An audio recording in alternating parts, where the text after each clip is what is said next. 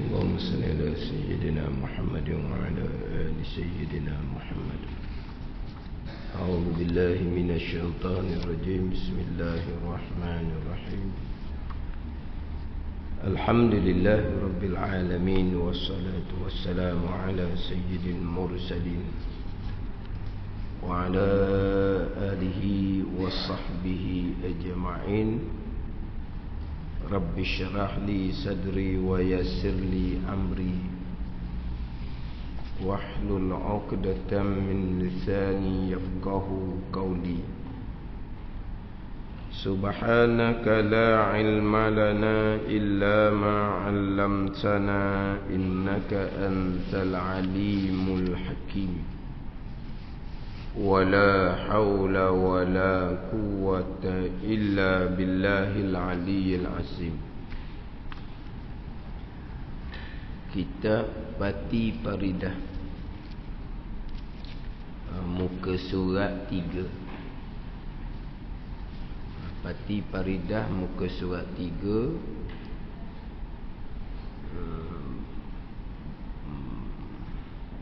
Baris yang ke-10 daripada bawah. Baris yang ke-10 daripada bawah. Qala al-muallif rahimahullahu ta'ala wa nafa'ana bi'ulumihi amin. Dan tidak menyerupai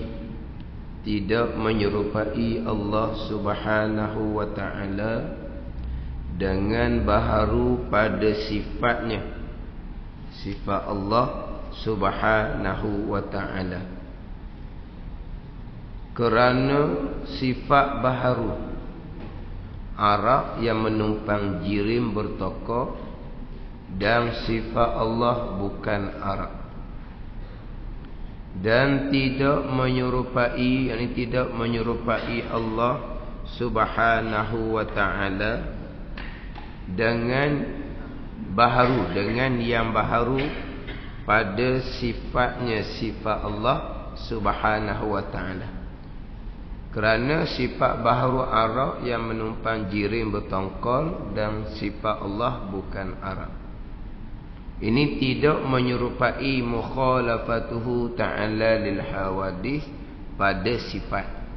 Yang terdahulunya mukhalafatuhu ta'ala lil hawadith pada zat, yang mana zat Allah Subhanahu wa ta'ala tidak berjisim bertongkol dan tidak bertempat. Adapun zat yang baharu, zat makhluk Allah Subhanahu wa ta'ala berjisim, bertongkol serta bertempat. Yang mana tiap-tiap yang berjisim pastilah bertempat. Tiap-tiap yang berjisim, yang bertongkol, yang berbentuk, mestilah bertempat. Adapun zat Allah tidak berjisim, tidak berbentuk macam zat makhluk, maka pastilah tidak bertempat. Kemudian ayat-ayat Al-Quran, ada ayat yang mutasyabihah, yang zahir ayat itu seolah-olahnya Allah berjisim, dan ada ayat yang zahir ayat itu seolah-olahnya Allah bertempat. Ini dua keadaan. Yang pertama, ayat yang mutasyabihah, yang kesamaran zahir ayat itu seolah-olah Allah berjisim, satu lagi ayat mutasyabihah. Ayat mutasyabihah ni ayat yang tidak terang maksud, ayat yang tidak jelas maksud, tapi hak zahirnya nak serupa Allah dengan segala yang baharu. Pada seolah-olah seperti berjisim. Dan juga ada ayat mutasyabihah, yang zahir ayat tu seolah-olahnya Allah bertempat. Jadi hak bertempat insya-Allah saya akan cerita kemudian. Hak di muka surat 14 dia ada satu peringatan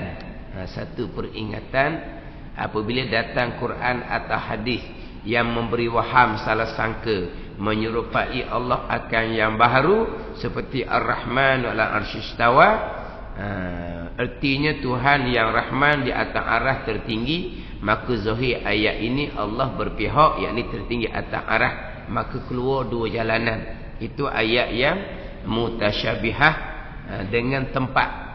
Ni satu lagi ayat yang mutasyabihah yang kesamaran zahir ayat seperti Allah ni berjisim. Seperti Allah berjisim. Satunya apabila berjisim, maka seperti ada ayat mutasyabihah seperti Allah ni bertempat. Ayat yang mutasyabihah dengan jisim ada beberapa ayat dalam Al-Quran. Maka di sini kita kena kemah molek dengan ayat yang muhkamah. Ayat muhkamah ni ayat yang terang maksud, yang mana kita boleh memahami secara mudah-mudah. Ayat yang muhkamah, ayat yang terang maksud. Contohnya walam yakullahu kufuwan ahad, dan tiada ada bagi Allah serupa menyamai sesuatu perkara pun. Itu ayat yang muhkamah terang. Allah tak serupa dengan yang baharu, Allah tak serupa dengan makhluk. Itu jelas sangat ayat. Dan ayat laisa kamitslihi syai'un wa huwas samiul basir, tiada sesuatu pun yang sebanding dengan Allah Subhanahu wa taala. Itu pun dipanggil ayat muhkamah, ayat yang terang maksud. Dan ada ayat yang mutasyabihah, ayat yang kesamaran, yang tidak terang maksud, yang mana zahir ayat tu seperti Allah serupa dengan makhluk, sama ada berjisim ataupun bertempat. Jadi saya cerita dulu berkaitan dengan kesamaran pada zat, yakni ayat yang kesamaran Allah seperti berjisim. Contoh ayatnya wa yabqa wajhu rabbika zul jalali wal ikram, kekal wajah Tuhan engkau ya Muhammad, kekal wajah Tuhan engkau ya Muhammad. Di ayat yang lain Allah Ta'ala berfirman kullu syai'in halikun illa wajhah, semua perkara binasa melainkan wajah Allah Subhanahu wa Ta'ala. Jadi ayat tu sebut wajah, wajhu rabbika, wajah Tuhan engkau. Kalau kita wajah, inilah bulat ni. Ni dia panggil wajah. Jadi ayat tu kesamaran yang mana zahirnya kau Allah ni ada bahagian, ada juzuk. Dia panggil berjisim lah. Ada juzuk-juzuk, ada bahagian-bahagian. Ni macam kita ni kan. Kita ni banyak bahagian kan. Sebab kita berjisim, berbentuk. Ada bahagian muka, ada bahagian tangan, ada bahagian mata, ada bahagian kaki. Ni kita ni. Kalau berjisim seumpama kita ni, dipanggil tidak wahdaniyah, tidak keesaan. Sebab tu saya sudah sebut sebelum ni, satunya mukhalafatuhu ta'ala lil hawadith, satunya wahdaniyah, yang mana bersalahan Allah dengan makhluk ni pada tiga, pada zat, pada sifat, pada perbuatan. Kemudian wahdaniyah sifat yang kelima, keesaan Allah pada zat, pada sifat, pada perbuatan. Yang mana saya sebut dah terdahulunya, kita nak kemah akidah kita dengan suratul Ikhlas. Ikhlas ni apa ni? Suci, bersih, licin dalam bab pegangan. Di awal ayatnya walam yakul huwallahu ahad, keesaan. Di akhir ayatnya walam yakul lahu kufuwan ahad. Ni dua ni. Jadi keesaan Allah pecah tiga. Mukhalafah Allah dengan makhluk pun pecah tiga. Yang mana kalaulah contoh zat Allah ni berjisim, macam zat makhluk, berjisim, berjuzuk, berbentuk, bertongkol macam zat makhluk. Maknanya di situ bukan sahaja Allah tidak bersifat dengan sifat mukhalafatuhu ta'ala al-hawadis, begitu juga Allah tidak bersifat dengan wahdaniyah. Mana wahdaniyah? Wahdaniyah pada zat. Wahdaniyah pada zat ni Allah Ta'ala dengan bahawa zat Allah tidak berjisim, zat Allah tidak bertongkol, zat Allah tidak berjuzuk. Kalau berjuzuk macam kita ni, dipanggil berbilang. Walaupun percakapan kita bilang bahawa saya ni datang seorang diri, saya sekarang duduk seorang diri, sebut satu seorang diri. Tapi sebenarnya kita ni bukan satu. Sebab kita bilang satu ni satu jasad, satu jisim, satu lembaga ni. Tapi kalau bilang juzuk, berapa juzuk ada di kita ni? Ada bahagian kulit, ada bahagian daging, ada bahagian orat, ada bahagian tulang. Tu dipanggil apa tu? Berbilang pada zat. Dipanggil muttasil pada zat. Nanti cerita bab wahdaniyah. Hak berbilang pada zat dengan bahawa satu Tuhan A, satu Tuhan B, ada dua zat Tuhan. Itu dipanggil munfasil pada zat. Ada dua Tuhan, Tuhan A, Tuhan B, itu mustahil. Satu Tuhan tapi berjuzuk, itu pun berbilang juga, tidak keesaan dia panggil. Berbilang lah macam kita ni kan. Kulit, daging, tulang, orat, ada kepala, ada tangan, ada kaki, ada bahagian hadapan, ada bahagian belakang, ada kanan, ada kiri. Ada panggil apa itu? Tidak wahdaniyah pada zat, itu dia panggil muttasil pada zat. Tak apa, nanti kita ceritalah muttasil, munfasil itu. Itu istilah ilmu sahaja. Kita tak kerti istilah ilmu, tapi dari segi pegangan solid sebenarnya. Kita berpegang Tuhan satu, tidak ada Tuhan yang kedua. Tak ada dua Tuhan. Dua Tuhan tu panggil apa? Berbilang lah orang panggil. Berbilang pasal mana kalau istilah ilmu? Berbilang tu muttasil ke munfasil, kita pun ngigal lalu dah.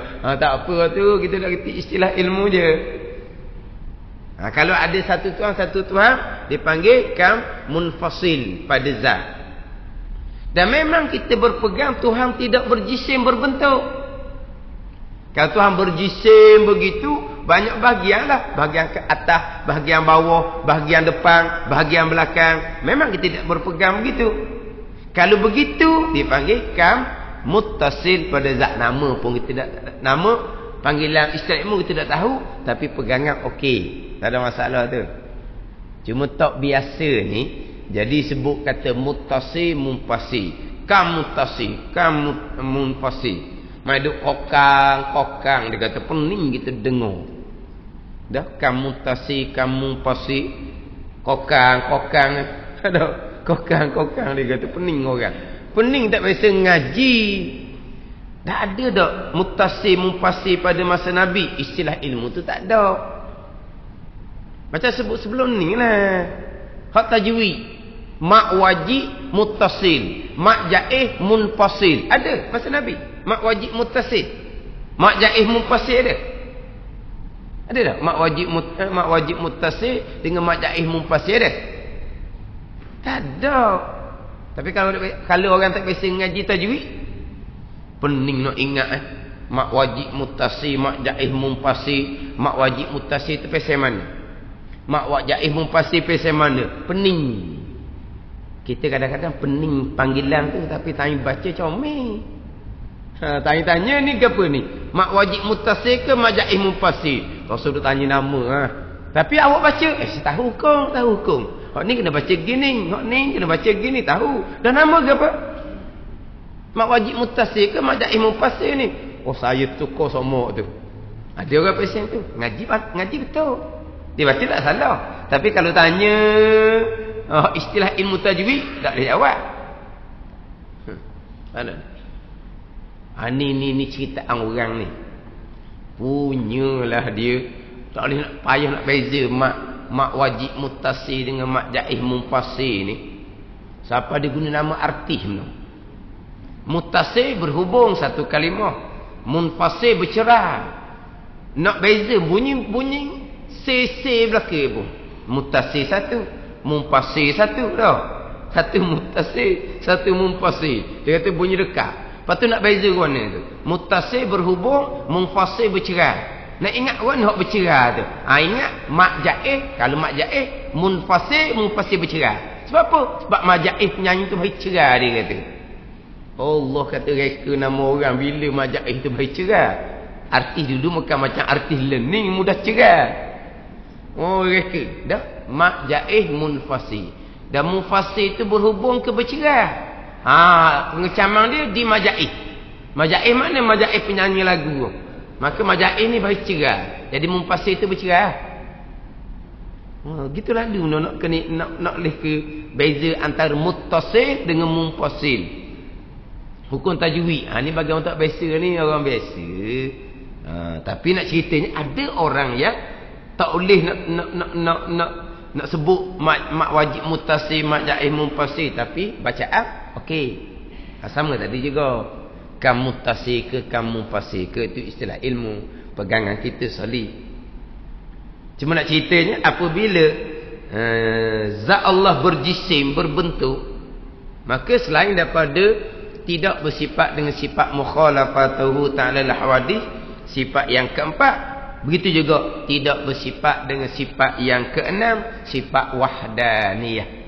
Sebab wahdaniyah ni keesaan pada zat, dengan bau zat Allah tidak berjuzuk, tidak tidak ada bahagian-bahagian tu lah. Bila berjisim saja ada bahagian-bahagian. Hak tu hak persoalan wahdaniyah. Jadi dalam ayat Quran ada ayat yang kesamaran Allah ni berjisim, berbentuk, Allah ni ada anggota, ada bahagian. Dah wajhu rabbika, wajah Tuhan engkau. Wajah ni satu juzuk. Wajah ni satu juzuk kalau kira. Ini apa? Kesamaran Allah dengan juzuk, dengan berjisim, dengan ada surah, ada rupa, dan ayat ada kesamaran dengan Allah ada jawarih, ada anggota pula dah. Jadi Allah ni ada surah, ada rupa, ada jisim, ada jawarih, ada anggota. Mana anggota? Muka. Contoh. Lepas tu macam mana? Lepas tu kena balik kepada huraian sama ada jalanan ulama salaf ataupun jalanan ulama khalaf, yang mana ijma' antara salaf dan khalaf, ijma' ahli sunnah wal jamaah bahawa memalingkan memalingkan daripada zahir ayat tu, memalingkan daripada hak zahir ayat, palingkan daripada zahir ayat, seperti Allah ni ada bahagian, ada jawarih, ada anggota berjisim Allah Ta'ala. Maka wajib kena takwil dengan bahawa memalingkan lafaz ayat wajah tu daripada hak zahir. Hak zahir kot sebut kata wajah, satu bahagian lah, satu juzuk daripada juzuk tu kalau wajah. Maka wajib palingkan hak zahir tu. Lepas paling daripada hak zahir ayat tu, apakah kehendak ayat tu? Apakah maksud ayat tu? Jalanan ulama salaf serah kehendak ayat, serah maksud ayat kepada Allah Subhanahu wa taala. Sini khilaf. Antara salaf dengan khalaf sini khilaf dah lah. Hak sepakatnya memalingkan hak lafaz ayat daripada zahir makna tu. Memalingkan. Kalau zahir makna wajhu rabbika, wajah dengan bahawa ada anggota Tuhan, ada bahagian muka, maka wajib kena palingkan. Sebab ada wajah, ada muka, ada anggota seumpama tu bercanggah dengan ayat walam yakul lahu kufuwan ahad, bercanggah dengan ayat laita kami syai'un, itu ayat muhkamah. Maka wajib palingkan ayat mutasyabihah ni daripada zahir makna yang kesamaran Allah dengan makhluk. Kemudian apakah kehendak ayat wa yabqa wajhu rabbika? Ni tak sama dah lah. Salaf dengan khalaf. Salaf serah makna kepada Allah Subhanahu wa taala. Adapun khalaf didatangkan makna yang selayak je dengan Allah Subhanahu wa taala. Lagi kat tu. Dia salaf ni ulama terdahulu di 3 kurun yang pertama. Khalaf ni mula di kurun yang keempat. Ada salaf di kurun 3 kurun yang pertama. Termasuk salaf ni imam-imam mazhab fiqh kita tu lah. Salaf betul lah tu. Imam Hanafi, Imam Maliki, Imam Syafi'i, Imam Hambali, itu adalah kurun yang pertama. Kurun yang kedua itu dipanggil salaf. Yang mana akidah mereka adalah serah makna kepada Allah Subhanahu wa taala dan beriman dengan ayat wajhu rabbika. Ayat wajhu rabbika wajib kita kena beriman. Itu ayat Al-Quran. Tapi makna ayat tu palingkan daripada makna zahir. Kemudian apa kehendak Allah yang sebenar wajhu rabbika? Serah kepada Allah Subhanahu wa taala. Tak usah duk susah-susah nak bubuh makna, tak usah nak susah nak tafsir makna, nak bahas berkaitan dengan ayat mutasyabihan. Ini di kalangan ulama salaf. Ayat Al-Quran wajhu rabbika memanglah rukun iman beriman dengan Al-Quran ni. Tidak beriman dengan Al-Quran walaupun satu huruf yang ijma' ulama huruf tu kafirlah jadinya. Ada juga huruf yang tidak ijma' ulama. Dalam Fatihah kita ada huruf yang tidak ijma' ulama kan. Ada qiraah baca dengan Maliki Yaumiddin. Ada qiraah baca dengan tidak ada alif. Maliki Yaumiddin. Ada ni. Kalau Maliki Yaumiddin huruf Fatihah 142. Kalau Maliki Yaumiddin huruf Fatihah jadi 141. 142 campur dengan tasydid ada 14, Fatihah jadi 156.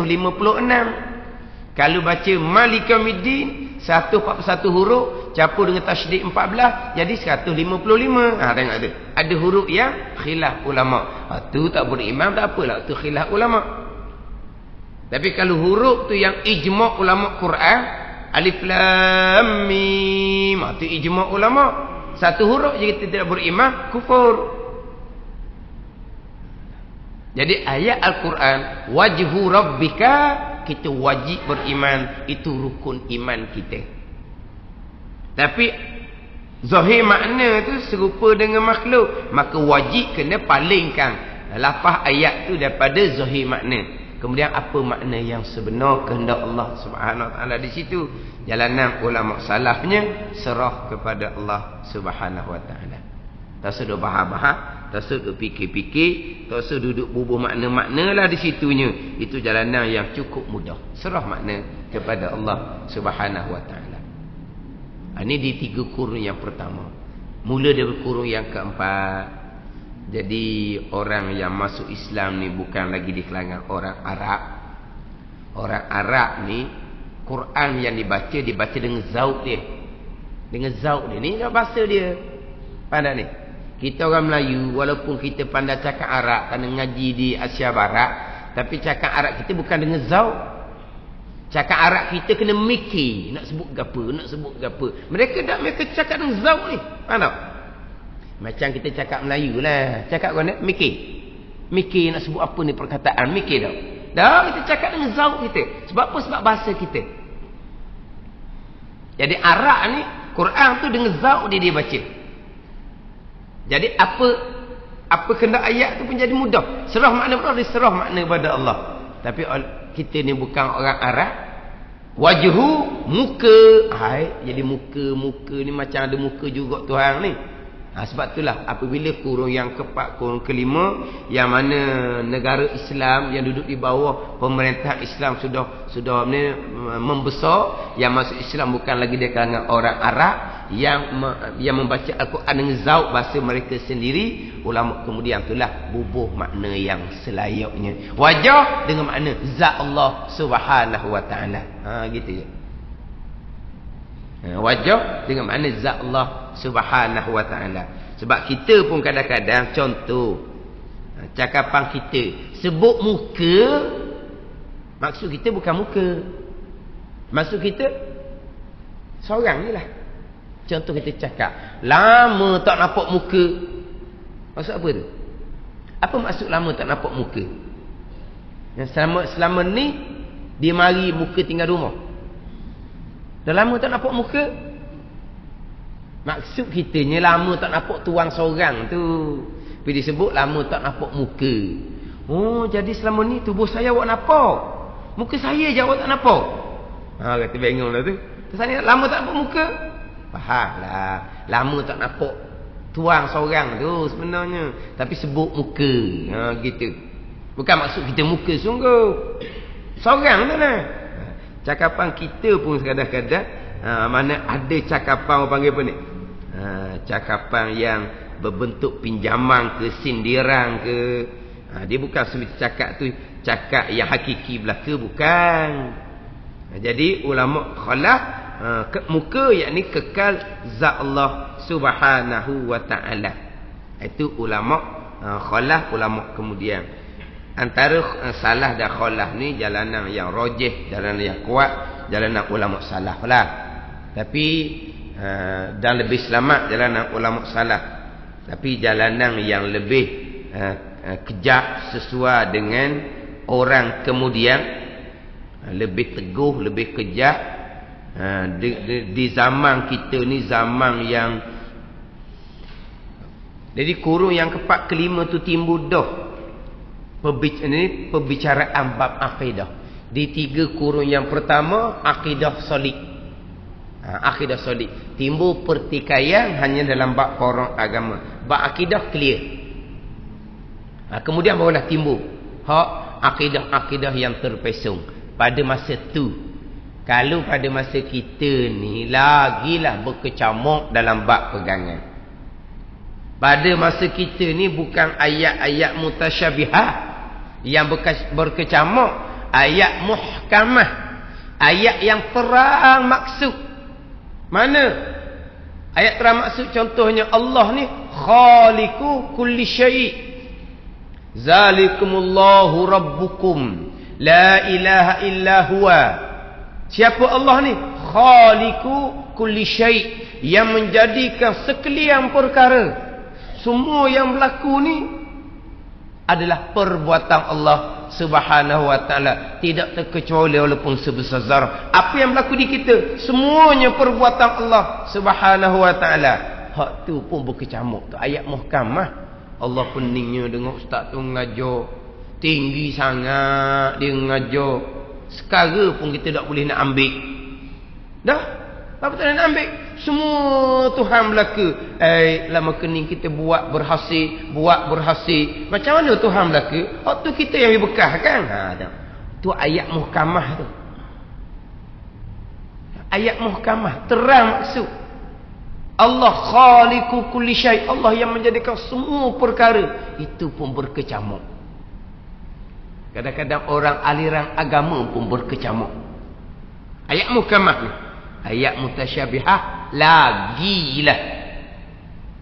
Jadi kalau pakai hak muka. Oh, Tuhan macam kita ada muka. Mana comel muka Tuhan dengan muka kita pula kan. Sebab itulah jalanan yang teguh, jalanan yang sesuai untuk kita kemudian, dan jalanan ulama khalaf. Sebab ulama khalaf yang letak makna yang selayaknya kepada Allah, mereka salsilah guru adalah ulama salaf. Mereka yang hampir dengan ulama salaf, guru mereka ulama salaf. Bukan putusan ulama salaf kurang 3. Lepas tu senyap ulama salaf. Kurung yang keempat ulama khalaf ni, dia jadi ambil ilmu sendiri dak, tu guru dia ulama salaf. Tapi kenapa ulama khalaf selepas daripada palingkan ayat wajah tu daripada zahir tu tidak dikehendaki, kenapa letak makna pula? Sebab sesuai dengan masa. Ni ulama-ulama muktabar belaka ni. Ulama-ulama di kalangan muqarrabin ni, hati bersama dengan Allah Subhanahu wa taala ni. Ulama-ulama ni aulia-aulia illah belaka ni. Tiba-tiba timbul orang sekarang, dia pula dah nak jadi salah. Dan siapa guru dia? Disempat dengan ulama salah. Dia membaca sendiri. Ni pun orang ramai. Dan orang berilmu pula sekarang ni, macam mana hubungan hati masing-masing dengan Allah Subhanahu wa taala? Kita berilmu satu perkara. Kita berilmu satu perkara. Orang yang sudah ada ilmu sekodok-sekodok, orang yang baru nak menuntut ilmu, itu satu perkara. Orang yang sudah ada ilmu kodok-kodok masing-masing, dan orang yang baru nak memulai belajar ilmu, itu satu perkara. Yang kita ada ilmu sekodok-kodok kita ni, macam mana hubungan hati kita dengan Allah Subhanahu wa taala? Begitu juga kita yang sedang mencari ilmu ni, macam mana hubungan hati kita dengan Allah Subhanahu wa taala? Jauh. Lepas tu jauh. Kita nak banding pula dengan ulama khalah yang letak jalan dah untuk kitanya. Ulama khalah ni silsilah kepada ulama salah. Mereka dia kalangan orang-orang kasih Allah Subhanahu wa taala. Kita nak challenge pula, nak lawan pula. Ilmu ada secara mana pun masing-masing lah tu. Tadilah ilmu. Tapi hati kita dengan Allah macam mana? Jadi ulama salah khalah letak makna selainnya sesuai. Itu satu ayat. Wa yabqa wajhu rabbika, kekal wajah Tuhan engkau. Ayat berkaitan dengan mata contohnya. Ayat yang berkaitan dengan mata. Walitusna'a ala aini.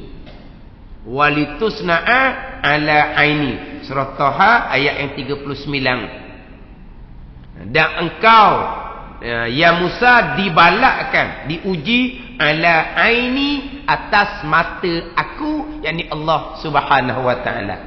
Tu asal makna. Aini, mata aku.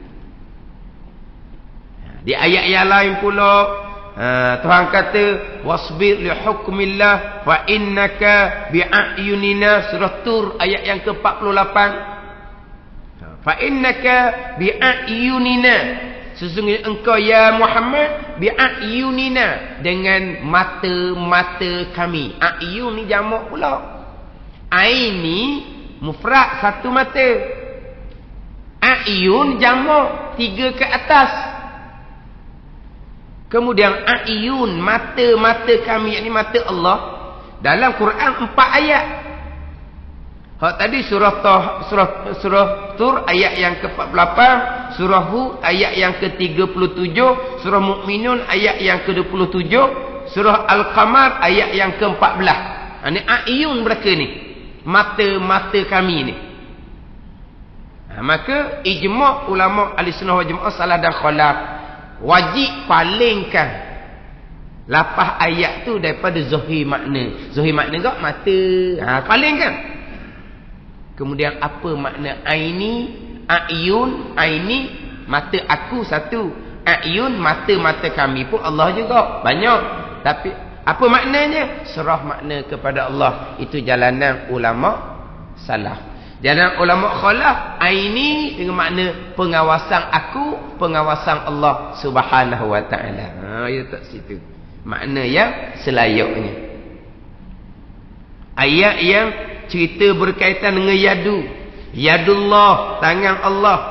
Bal yadahu mabsutatani, bahkan dua tangan Allah terhampar kedua-duanya. Dua tangan pula.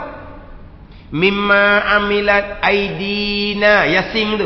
Aidina tu jamak tangan kami. Matwiyatun wassamawatu matwiyatun biyaminih, dan langit digulung dengan tangan kanan. Kanan pula dah. Mana tangan kirinya? Ini ayat mutasyabihat belakang ni. Maka ulama salaf ijma' salah dan khalaf palingkan makna ayat daripada hak zahir. Hak zahir tu tidak kehendak di situ. Sebab apa? Sebab walam yakullahu kufuwan ahad. Apa makna yadullah? Apa makna bal yadahu, dua tangan? Apa makna aidina, tangan-tangan? Ulama salahnya tak sudah tanya-tanyalah. Serah makna kepada Allah Subhanahu wa taala. Ulama khalaf letak kepada kekuasaan. Dua tangan, kudrah dan iradah. Dah hak jamak tu pula bi ni aidina tu jamak ma fauqal wahid. Mana dua pun panggil jamak juga. Mana apa? Qudrah dan iradah. Itu jalanan ulama khalaf. Lepas tu ayat, hadis cerita bab kaki. Cerita bab kaki. Dalam ayat Quran, dalam hadis Nabi ada cerita bab kaki. Hak dalam hadis ni. Hak dalam hadis ketika neraka tu masih lagi luah. Neraka tu masih lagi luah. Maka ditanya, hal min mazid? Tidakkah ada tambahan lagi? Sebab lega lagi, mana lega? Luah lagi. Ada tambahan lagi tak? Sebab lebih padat. Hatta yada'ur rabbu rijlahu, sehinggalah meletak oleh Tuhan akan kakinya, maka neraka pun jadi padat. Panas dah, padat pula dah. Apa panggil apa? Sumak panggil. Bolong padat. Ada tak sebut sumak? Ada? Sumak ni mana apa ni? Ni apa ni? Toko, bolong apa ni? Panggil padat. Hatta yada'ur rabbu rijlahu, sehingga meletak oleh Tuhan akan kakinya. Oh, kaki. Kakilah. Tapi palingkan daripada hak zahir tu. Zahir kaki, jawarih anggota. Ada. Itu dak. Itu ijma' ahli-sunnah wal jamaah. Benda apa makna kaki? Ulama salah serah kepada Allah Subhanahu wa taala. Ulama khalafnya pula, ulama khalaf kaki dengan makna mereka-mereka yang telah dikehendaki oleh Allah ahli neraka.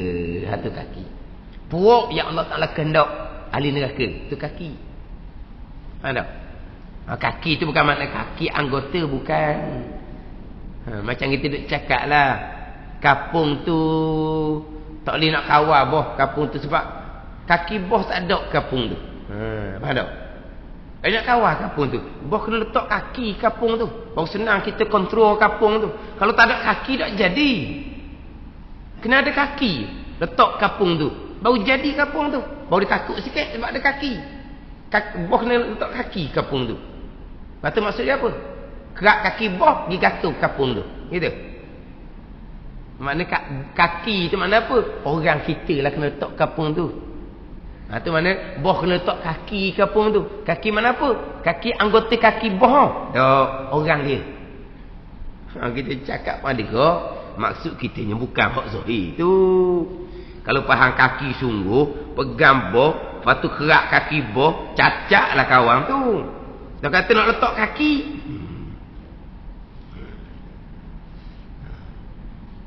Ada hadis cerita buat kita dengan rupa. Surah rupa. Hadis riwayat Bukhari Muslim, hadis riwayat Imam Ahmad. Kisah lelaki pukul hamba dia. Maka Nabi SAW pun larang lelaki tadi tu, dia pukul hamba dia. Nabi kata, innallaha khalaqa Adama ala surati. Jadi dia pukul muka hamba dia. Ni ada dalam hadis Bukhari Muslim, hadis Imam Ahmad bin Hanbal. Riwayat Imam Ahmad. Bukhari Muslim ada hadis. Allah Nabi kata, innallaha khalaqa Adama ala surati. Sesungguhnya Allah Taala menjadikan Adam atas rupanya. Atas rupanya. Nya tu kembali pada mana? Nya tu kembali kepada Allah. Allah mana Adam ni surah ni, surah bukan rupa, surah ni bukan muka. Faham tak? Surah ni macam Allah buat Nabi Adam, Allah gitulah. Bukan surah dengan makna wajah, bukan. Apa makna surah di situ? Salah ni surah makna kepada Allah. Khalafnya surah di situ, rupa di situ dengan bahawa ada sifat sama, ada sifat basar, ada sifat ilmu, ada sifat hayah. Gitulah. Maknanya Adam waktu jadi ni super macam Allah. Super mana? Ada sama basar, ada hayah, ada ilmu. Sama tapi tak samalah Allah Qadim. Sifat yang ada di Adam ni sifat yang baru tu je lah. Hadis tu cerita surah. Ada hadis pula cerita jari contohnya. Hadis cerita berkaitan dengan jari.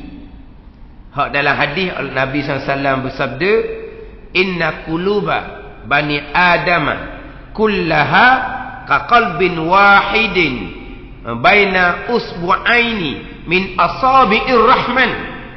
Sesungguhnya hati anak cucu Adam sekaliannya seperti hati yang satu.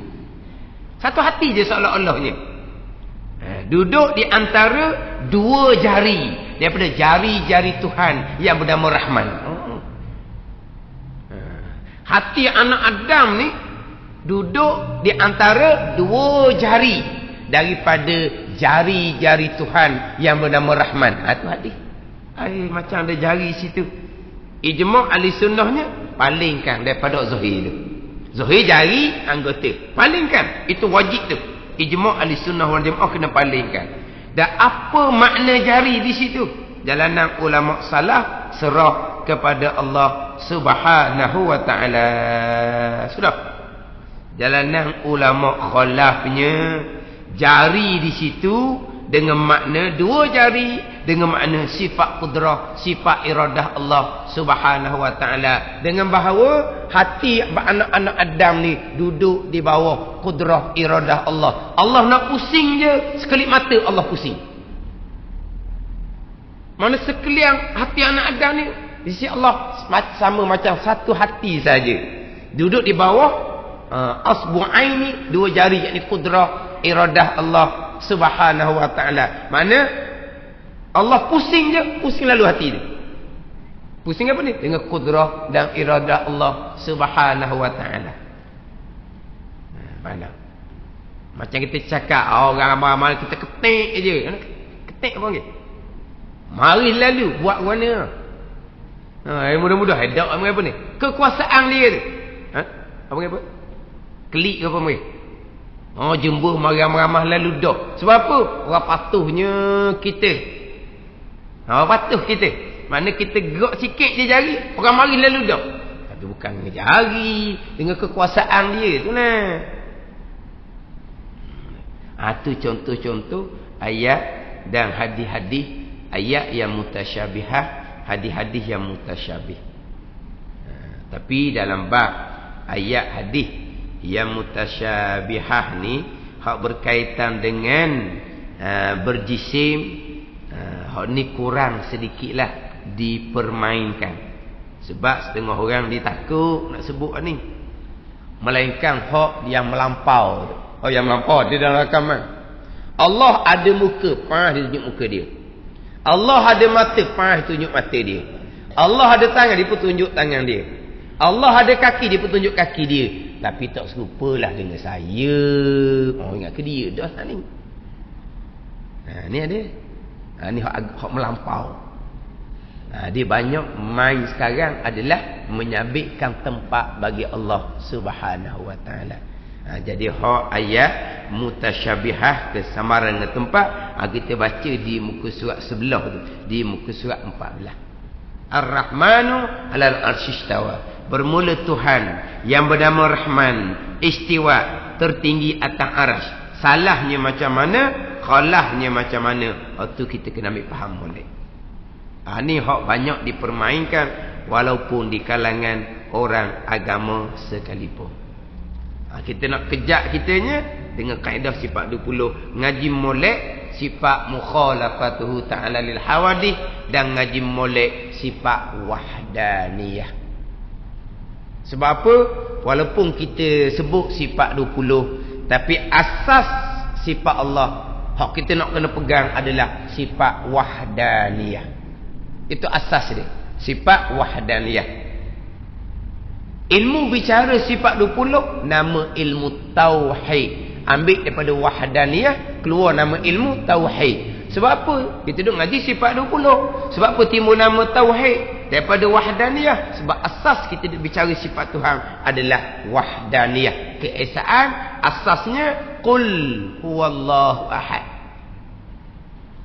Hak keesaan ni Tuhan datangkan dengan qul huwallahu ahad. Tuhan datang dengan wa ilahukum ilahun wahid. Bermula Tuhan kamu Tuhan yang satu.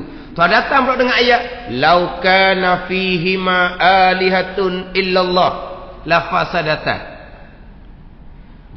Wayak kata Tuhan esa. Wayak kata Tuhan kamu Tuhan yang satu. Tuhan hari pula fardu takdir. Lau kana fihi ma alihatun illallah la fasadata. Jikalau ada di langit dan bumi Tuhan selain Allah, nescaya binasa langit bumi. Tak payah hari dah jikalaunya. Qul huwallahu ahad dah kan. Wa ilahukum ilahu wahid dah kan. Wa ilahu pula dengar lau kana fihi ma alihatun illallah la fasadata. Jikalau ada Tuhan selain Allah di langit dan bumi ni, nescaya binasa langit dan bumi. Buat apa kau nak fardu takdir? Tuhan ayat dah kan Tuhan satu sudahlah. Kena bagi fardu takdir pula. Kalau ada Tuhan satu lagi. Nak kemahnya keesaan Allah Subhanahu wa taala. Ini kita duk ngaji ilmu tauhid. Hak keesaan wahdaniyah, keesaan pada zat, keesaan pada sifat, keesaan pada perbuatan. Kalau berpegang sebagai nepuk mujassimah, Allah berjisim, Allah berjuzu dengan bahawa Allah ada muka, Allah ada tangan, Allah ada mata, Allah ada kaki, maka tidak wahdaniyah pada zat. Lucu tauhid mengesakan Allah Subhanahu wa taala. Jadi asas kitanya adalah sifat wahdaniyah.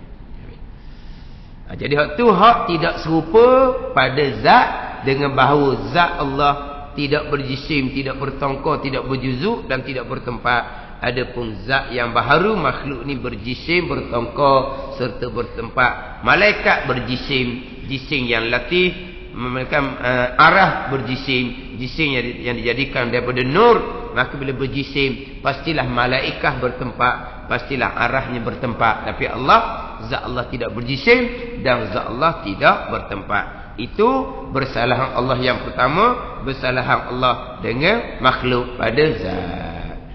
Dan tidak menyerupai dengan baharu pada sifat. InsyaAllah kita baca semula. Wallahu a'lam.